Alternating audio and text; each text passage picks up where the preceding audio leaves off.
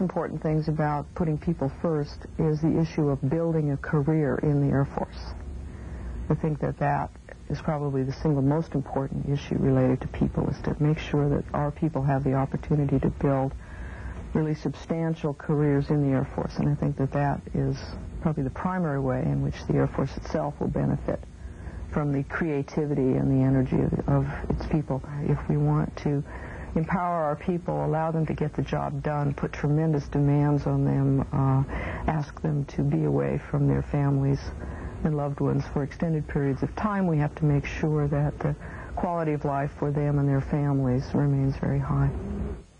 After vacationing in Canada, Dr. Widnall made her first official trip as Air Force Secretary to Alaska. Joining us now is Staff Sergeant Tony Hurst, who followed her on her visit. Tony?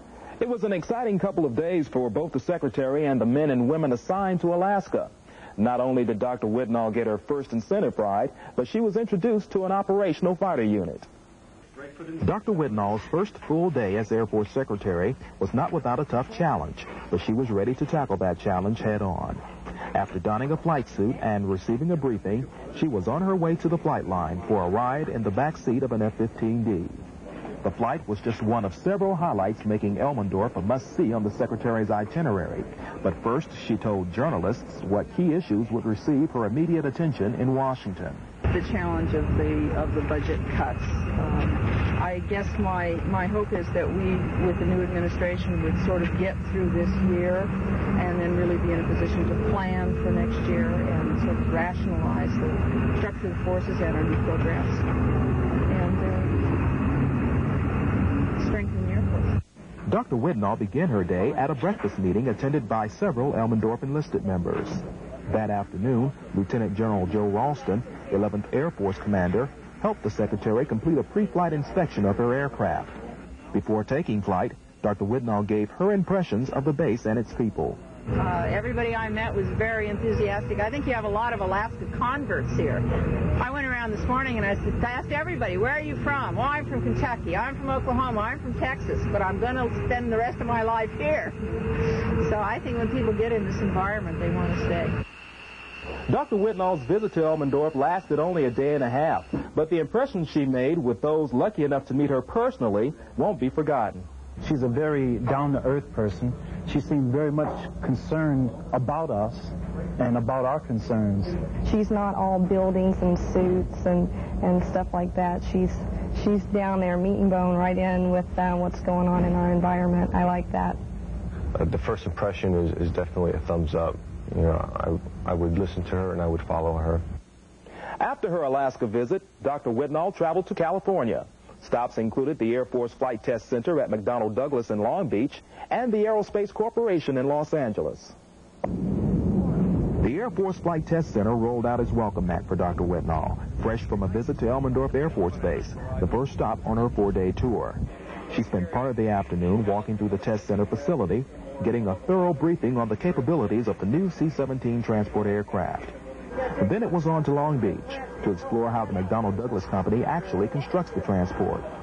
From there, she traveled to Los Angeles and to the Aerospace Corporation to share her visions of aerospace and tomorrow's Air Force with researchers on hand for her noontime speech.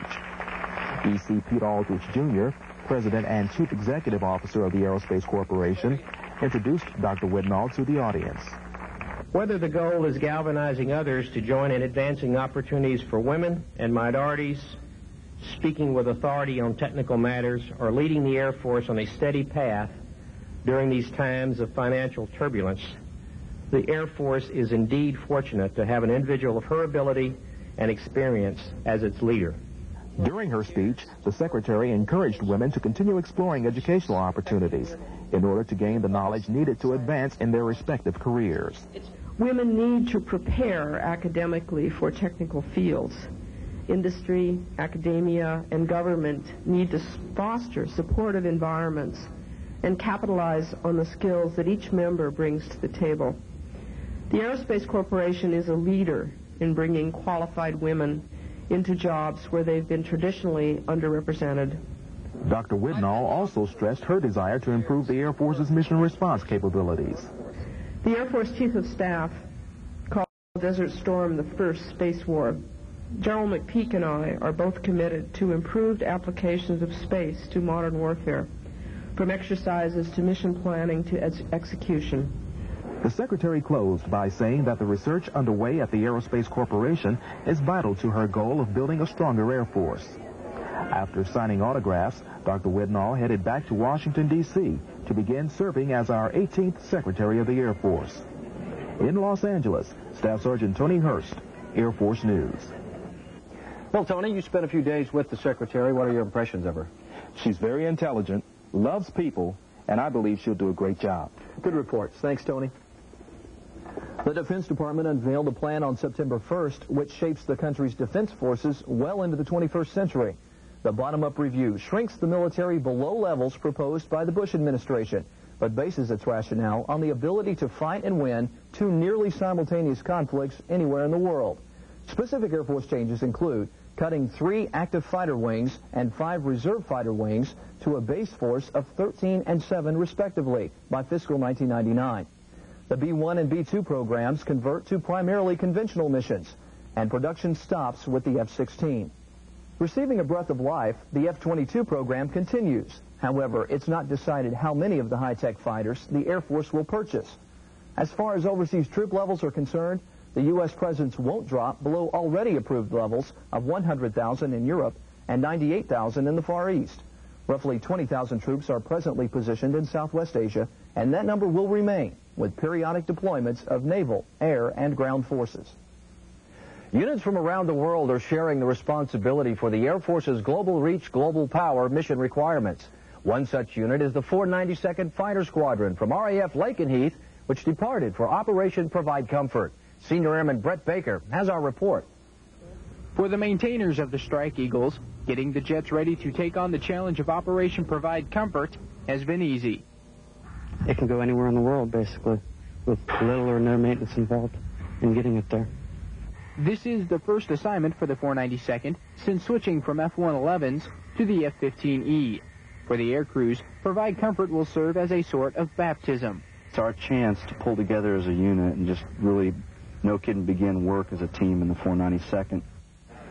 In the hours before leaving for Incirlik Air Base, Turkey, several thoughts ran through the minds of the departing airmen. For some, Provide Comfort is just another step in the squadron's growing process. I think we've proven a lot already. I think this is just going to top it off for us. I think it's going to be hard. We've got a good challenge ahead of us, but I'm looking forward to it. 9 jets and 180 support personnel from the 492nd are in Turkey for the next 3 months, doing their part to continue the success of Operation Provide Comfort. Senior Airman Brett Baker, Air Force News, RAF Lakenheath, the United Kingdom.